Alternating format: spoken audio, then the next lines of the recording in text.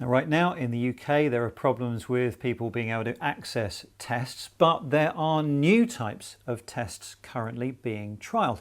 Different researchers are trying different methods, and the problem is that right now we don't know how well any of these will work. With current tests taking a day or more to come back, many of us are hoping for newer tests that could give results while you wait.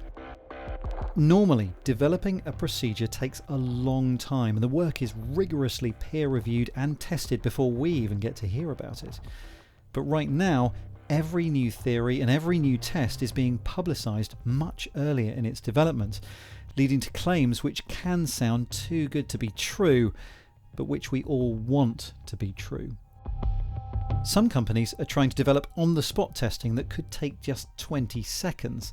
This one is investigating using AI to recognise the coronavirus in samples of saliva.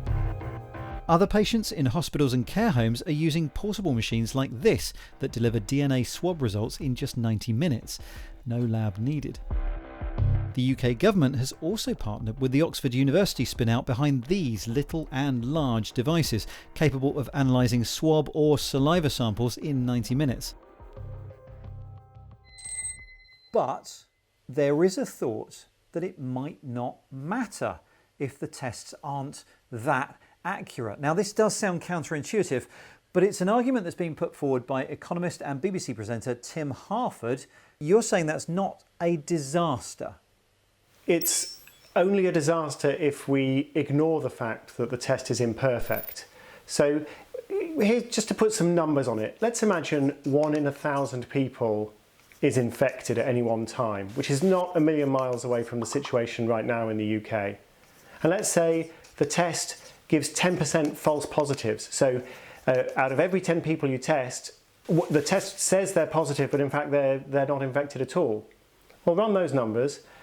You test 1,000 people, 1 of them has got the virus, and then 100 of them are wrongly flagged as having the virus because you've got a 10% false positive rate. So then you've got 100 times as many people being given false positives as given a true positive. So that sounds like a total disaster. It sounds like you couldn't possibly use that information.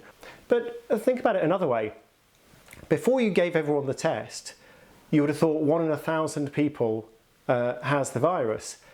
But now you're able to zoom in on a subset of those people, 100 people, and now you know 1 out of 100 people has the virus. So the other 900 people are probably fine.